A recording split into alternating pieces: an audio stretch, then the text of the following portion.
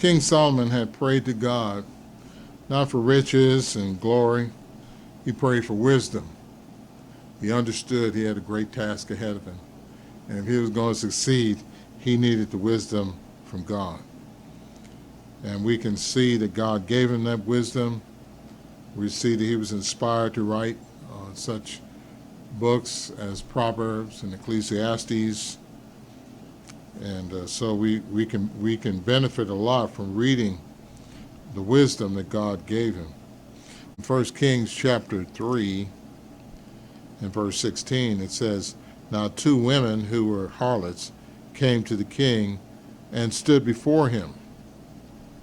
And one woman said, 'O my lord, this woman and I dwell in the same house, and I gave birth while she was in the house. Then it happened the 3rd day after I had given birth that this woman also gave birth, and we were together. No one was with us in the house, except for the 2 of us in the house. And this woman's son died in the night because she lay on him. So she arose in the middle of the night and took my son from my side while your maidservant slept, and laid him in her bosom, and laid her dead child in my bosom. And when I arose in the morning to nurse my son, there he was dead. But when I had examined him in the morning, indeed he was not my son whom I had borne.' Then the other woman said, 'No, but the living one is my son, and the dead one is your son.' And the first woman said, 'No, but the dead one is your son, and the living one is my son.' Thus they spoke before the king.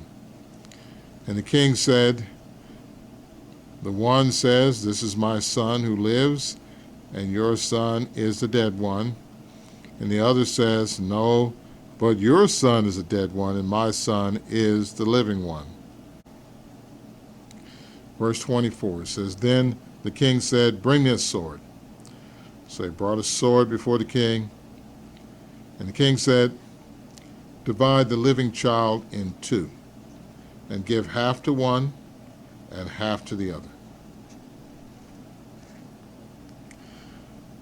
Then the woman whose son was living spoke to the king, for she yearned with compassion for her son. And she said, 'O my lord, give her the living child, and by no means kill him.' But the other said, 'Let him be neither mine nor yours, but divide him.'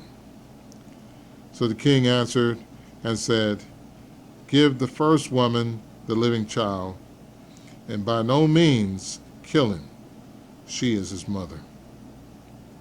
And all Israel heard of the judgment which the king had rendered, and they feared the king, for they saw that the wisdom of God was in him to administer justice." Solomon prayed for this wisdom. God gave it to him. Here he came upon a situation. Nobody was there. How was he going to settle this situation? He said, "Bring me a sword."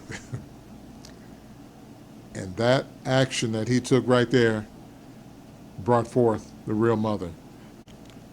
Didn't need no prosecutor. Didn't need no defense attorney paying millions of dollars and all this kind of nonsense. The whole object was to get to the truth, find out what the situation is, and handle it.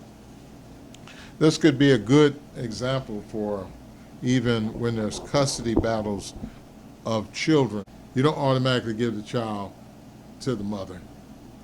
You don't give the child automatically to the father. Who's showing the love versus who's showing the hatred? Who's responsible? Who's irresponsible? Who will give the children the proper direction versus the one who's just angry and has no real concern, as a parent should be? Once you say Fifth Amendment, then it's not a matter of getting to the truth like here. Now you're not concerned about the whole story, getting to the facts, getting the questions out to see what actually happened. It's a game now. can I get off? Is my lawyer going to get me off this? Even though I might have done it. The Bible says that the mouth of 2 or 3 witnesses a matter is established. You cannot assume, and that's the inclination of the judicial system, particularly in America, is to assume that a person is guilty instead of proving that they're guilty. And that's why there's so many people in jail today. We find out later on they were not guilty at all because of this mentality, we got to win instead of seek the truth.